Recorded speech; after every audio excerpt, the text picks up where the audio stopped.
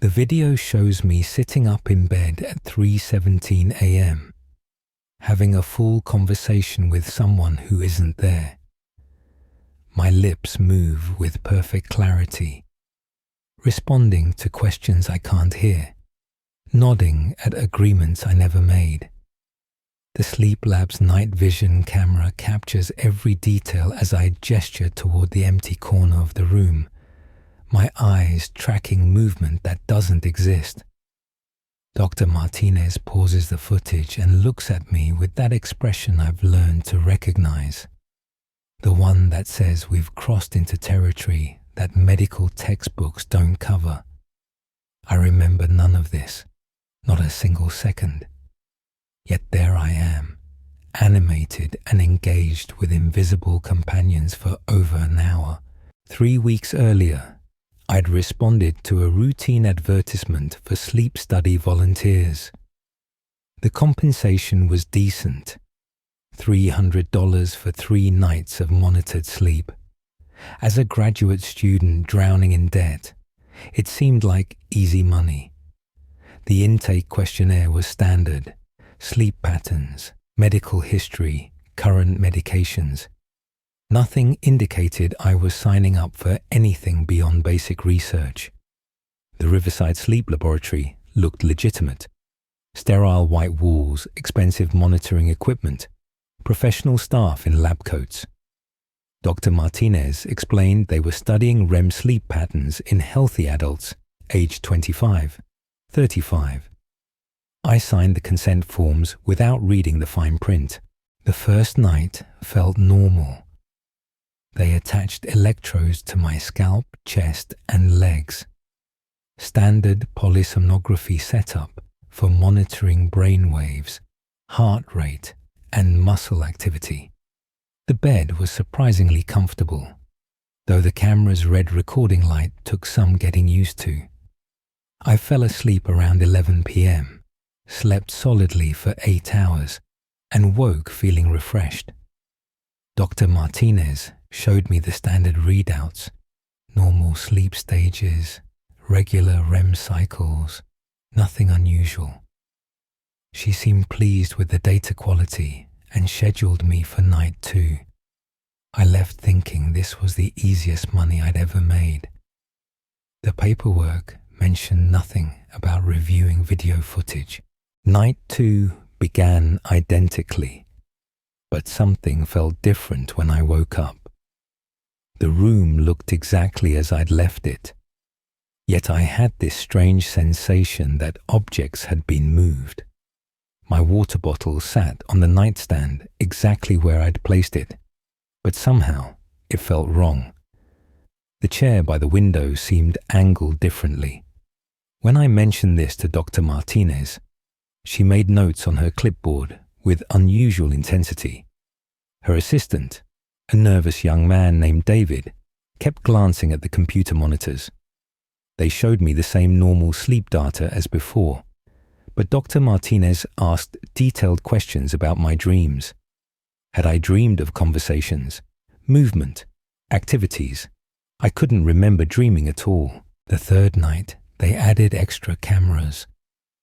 Dr. Martinez explained this was standard protocol for the final session, providing multiple angles for comprehensive analysis. She seemed more attentive during the setup, double-checking each electrode placement and testing the camera feeds multiple times. David appeared genuinely nervous, fumbling with equipment and avoiding eye contact. As I settled into bed, I noticed they'd positioned a camera directly above, creating an overhead view of the entire sleep area. The red recording lights felt more intrusive somehow, like watching eyes in the darkness. Sleep came harder that night, my mind racing with vague anxieties I couldn't identify.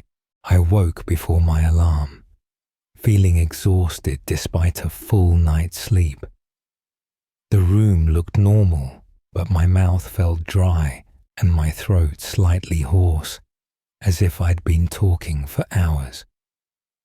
When Dr. Martinez entered for the final interview, Her demeanor had changed completely. Gone was the casual professionalism. She moved with clinical precision, her questions sharp and focused. She asked about memory gaps, missing time, conversations I might have forgotten. David watched from the doorway, tablet in hand, recording everything. They told me the results would be processed and I'd receive a summary within a week.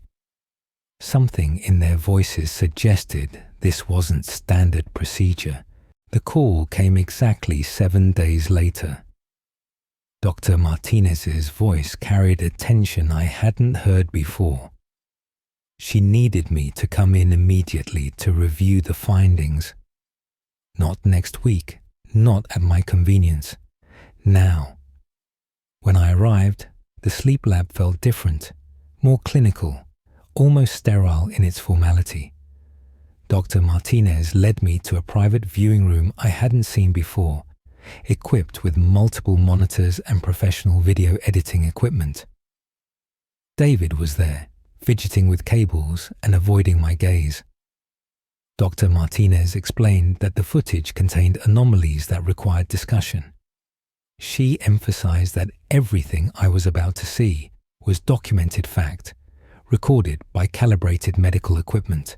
The first clip showed me at 1:43 a.m., sitting up abruptly and reaching for something on the nightstand that wasn't there. I watched myself pour water from an empty glass, drink deeply, and set it down with satisfaction. The timestamp showed this continued for several minutes. Elaborate pantomimes of activities with objects that didn't exist.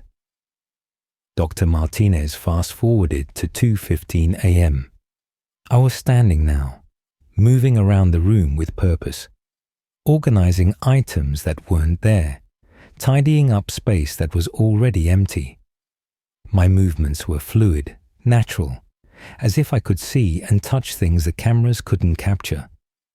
The person on screen lived in a completely different reality, but the conversations were what broke my understanding of reality.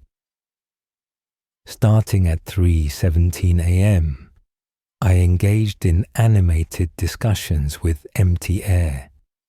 Not random mutterings, coherent, responsive dialogue. I paused for answers, laughed at unheard jokes, nodded in agreement with invisible speakers. The camera captured me listening intently, then responding with complex sentences about topics I'd never studied. I watched myself explain quantum physics concepts I don't understand, discuss books I've never read, share memories of places I've never been. My voice carried knowledge that wasn't mine, experiences that never happened. Dr. Martinez played clip after clip. 6 hours of me living a completely different life. The most disturbing footage came from the overhead camera.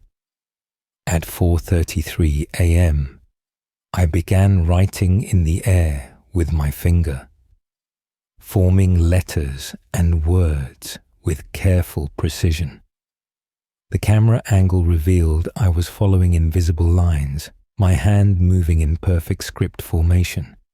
I wrote for 20 minutes, occasionally pausing to erase and rewrite sections.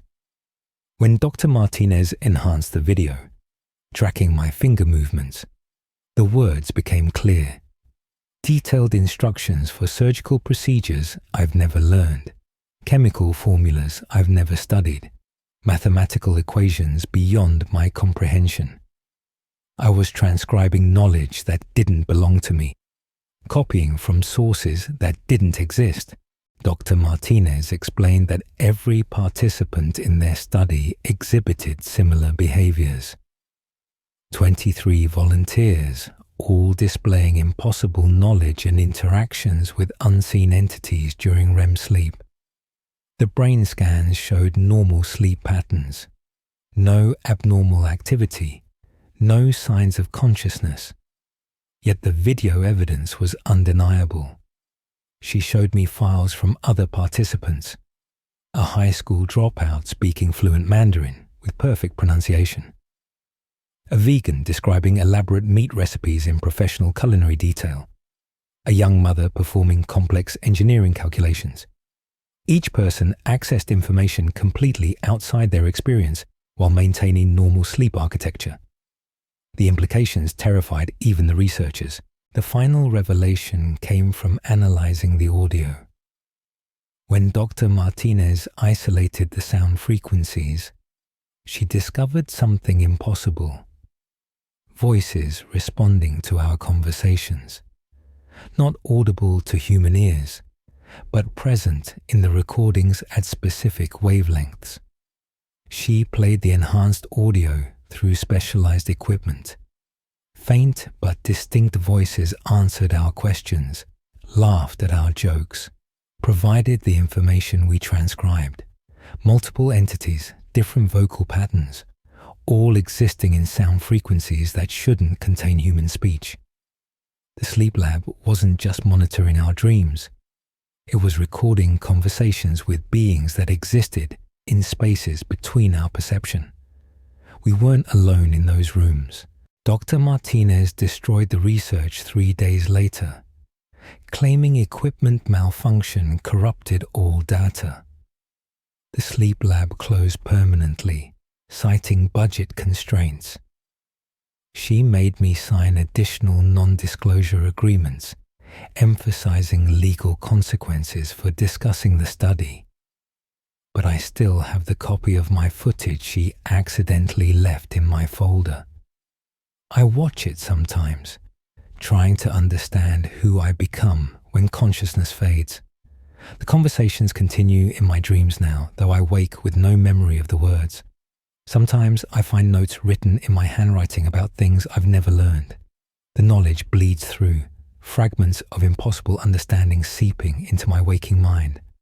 I wonder how many others carry secrets they don't remember learning. Don't face the horrors alone. Remember to like, subscribe, and share this video. And if you want your nightmare seen, email it to stories@hallocroft.com.